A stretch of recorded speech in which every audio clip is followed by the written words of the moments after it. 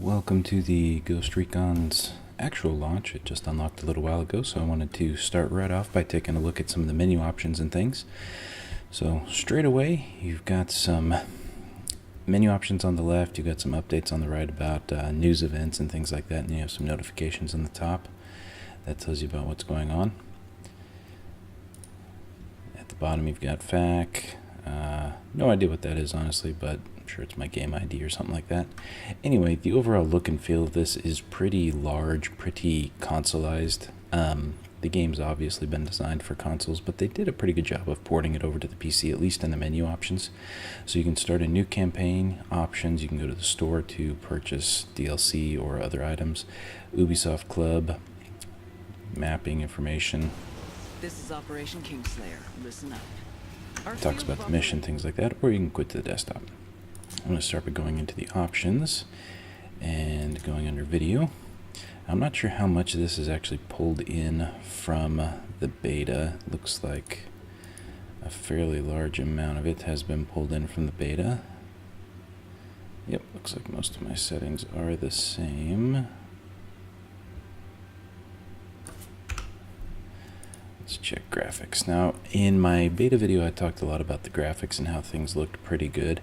So here on the right side, you've got an image of whatever settings you adjust. It'll show you what that'll change, and then at the bottom, it'll tell you what your VRAM usage is. I'm playing on a 7970, which is kind of outdated at this point. But if I come in here, I can look at level of detail. Okay, let's take texture quality. If I want to drop it down one, immediately you can see the change in the textures. If I want to go down again, boom, again, immediate gratification as far as what you're changing. Down here at the bottom, I just put texture quality to ultra, and I no longer have any memory for that. Back it off a little bit to give my card some room, and I can see more. So this gives me a great way of customizing everything. Now, it's not perfect because, well, yeah, I still have some VRAM usage. I'm only having so much megahertz on the core, the GPU core and all of that, so I can't just put balls to the wall, as it were, and go nuts. I've got anti-aliasing off, no ambient occlusion, which is lighting effects, things of that nature. I'm keeping draw distance at medium right now. I may tinker with that a little later now that the full game has been released and see if I can bump it up a little bit. Shadow quality, not a whole lot of definition on it, but medium's not too bad. It's definitely better than low, which essentially turns it all off and looks terrible. Terrain quality just kind of smooths out aspects of the road and things so you don't see as much of the individual detail. I'm not sure if I'll be able to keep that on high or not. I may come back in here and play with it a little more. But on the whole, it looks pretty good. A lot of the effects here you can see fills in empty spaces and looks a lot better. Depth of field. So most of these effects I've had to turn off just simply because my GPU cannot cut it at the moment. When I upgrade to a 1080 Ti, I'll definitely be coming back here and cranking everything up to the maximum, as this game definitely can allow for it. But the ability to come in here and actually see what you're doing is just fantastic. It's not often that a lot of games give you this type of visibility into what you're actually changing. So if you don't really know what ambient occlusion is or DOF or any of those things, you really kind of have to guess and just play back and forth and maybe get some good settings. So right now my settings allow me to be pretty good. I think in the beta I was getting about 50 to 60 FPS. I need to see if I can unlock the FPS, but I'll deal with that another day, simply because being stuck at 60 Hertz is annoying. But now gameplay, you come in here, you've got default aiming mode over the shoulder, which is kind of behind the person, or iron sights, which for me is a little more realistic. The game takes place in third person, but it works a lot better. Tutorial messages kind of help when you're booting up. They'll appear and help you figure out what's going on. You can turn them off at any time or back on, so it's not really a big deal. It can help you figure out what's going on as you jump in and start playing the game. Now, let's back up keyboard and mouse. So the defaults here are pretty handy. They help you figure out certain things as you're going in. Vehicles, again, not a whole lot of control options necessary, but if you come into key mapping, that's where you can come in here and start changing everything up to whatever you need it to be. So I've changed just a couple of the core things that are really big for me, such as movement, sprint, crouch. I think these already got screwed up again. Yeah, some of these are different, but that's okay. Combat options, you have secondary, standard, so nothing whole different here from most games, but I do like that they show you more about the key and what the symbols are on there and kind of what the mouse will do in each section, so it kind of helps you figure out what's going on.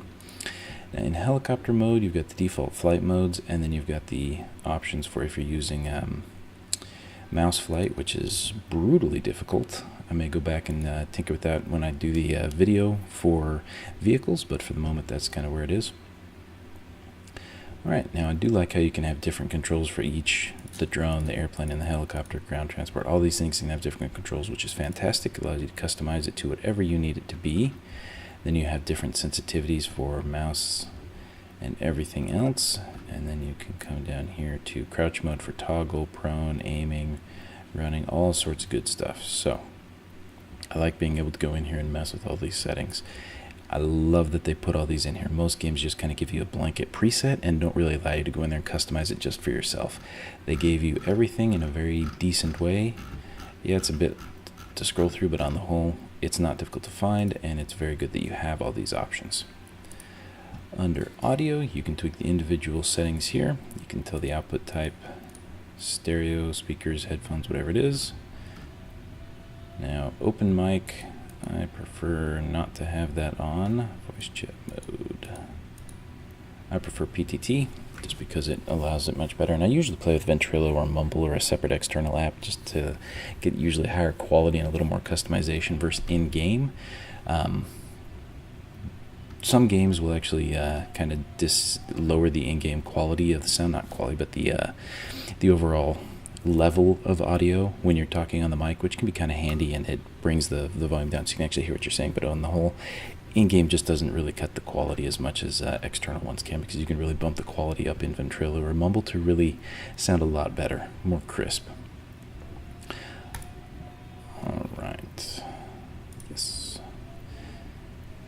That pretty much covers it for most of the gameplay settings. In the HUD you can tweak the scaling, and again here you can start to see specific details. So teammates and names, I kind of like seeing that. XP, I don't care. Preset kind of shows you what's going on with the different HUD. You can show all the information. Input reminders, good to have on at first, but as you progress after a couple hours in the game, you'll definitely probably want to turn that off just to clear up your space. Since I've been playing a couple other games, I will keep it on for now. Crosshairs, kind of cool. You can turn that off, get a little more realism out of it, and then turn it back on when you're ready to play again. Iron sights help with that. It definitely is nice. Minimap, again, you can disable it. Completely changes how you play the game. Ammo and items. This will show you what you've got at the bottom, how much ammo and everything you have for your gun, and all the details about it. Mission reminders just tells you if you're in an area you've got a mission, or if you have a mission you need to do. It gives you the information at the top. Hints, these can be kind of handy at first, but definitely they get annoying pretty quick. But again, like most of these things, you can come in here and turn them on or off as you need. And then team info tells you if your team is taking part in the same mission you are. So up here, these are the members of your team that are playing it. Otherwise, they're just kind of screwing around, exploring, doing whatever. And as soon as they join you, they'll pop up here on the mission. So your team, your friends could be off doing something else while you take a mission. But be careful, because you will not have AI. I'm still annoyed that you only have 4 players. You can't get any AI. There's no backup. So I really hope that they upgrade the amount of players that can be in here before too long. Alright, so that pretty much does it for the basic menus at the front side there. So let's go ahead and jump into the next one. So I'm going to start a new campaign, and this is something that's kind of annoying. When you click new campaign, it's going to go straight into a loading menu, which kind of makes you think you're jumping into the game. In reality, you're not. You get into the next section where you start customizing your character. Once you've saved your character, then you jump into the actual game server, where you can pick to play offline, join a custom server, or play with friends or anything like that, which is it's kind of annoying. I wish creating my character was back out in the other menu, and I was just focused on playing the game when I jumped into the game menu. So first off, I'm going to play as a male. I'm going to pick my head again. I don't remember what I had in my other one, but to start with, I'm going to get rid of the facial hair just so I can see what the faces look like again, and try to fix or pick one that works for me. The heads themselves don't change a whole lot, but they do have some variety in there, which is nice. I think I like Keller. He doesn't look like a complete douchebag, so I will go with Keller. Eye color, let's go with blue just because I have blue eyes. Facial hair. Wow, handlebars, not for me. Hair, these look all kind of douchebaggy. Like this mohawk just screams straight out of Far Cry 3. Shaved head, not too bad. Ponytail, not really digging the man bun there. Shaggy, no. Mohawk, straight out of Far Cry. Facial detail. So here you can give yourself a razor slash, make you a badass. You've been through things. These are kind of stereotypical. And some of them you have to unlock apparently. I'm going to go with none. Don't want to hurt my perfect face, so that'll be my character's face. Appearance. This is where you start getting into a lot of the cool stuff. So facial paint. You can come in here and make yourself kind of funky. Alright, so you've got different t-shirt options to begin with, and I love the way it just plops them right on your character so you can see them. There are lots of options. Got some tank tops, wife beaters, business casual. This screams more contractor look, and then you look kind of like a douchebag with it half tucked in, so no thank you. Combat shirt, this is more my style. There we go. So this is what I had. Fits the military theme, feels tactical, but having worn a few of these in real life when playing airsoft and things, these are pretty comfortable. So I can take it off. Got equipped with Male.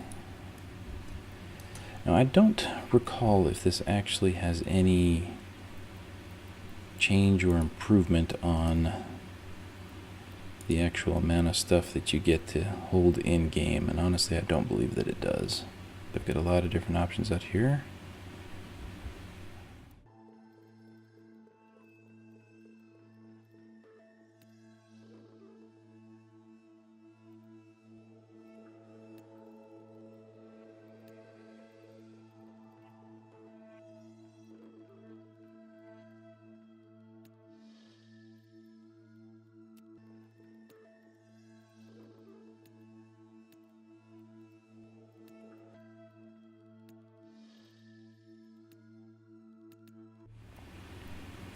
I think I'm going to have to go with the sniper logo there.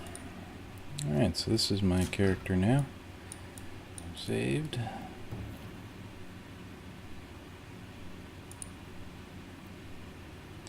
Good to go. Alright, so I played through the beta on regular and I felt it was way too easy. I did have some problems, but usually because I was getting stupid. So I think I'm going to go here on advanced, have a much more in-depth game. That's going to start loading more, saving my profile as you can see. And then I should get dropped into the thick of it here a little more. And then I will back out and kind of show the menu options when you load in. Okay, so I am back on the main menu now. I'm going to continue my campaign. It's going to go through and load, and this is the menu where you get to see what's going on. So if you're starting with friends, on here on the left side you can see who's online and invite them. You can go into the Shift F2 menu, find your friends, invite them in if they're online. Otherwise, you can start going into the launch and either join public matchmaking, squad, or anything like that. If you just choose to launch, you can join in on your own. And you can tell it to be either private to your group and squad, or open to friends, or open to everybody, really. Here on the right side, if you have any friends joining you, they will replace the AI completely. And again, it's only 4 players. So once I click on launch here, the game will load up and I'll be in game playing. So thank you for watching. This covers the menus, the UIs, and the basic configuration of your players.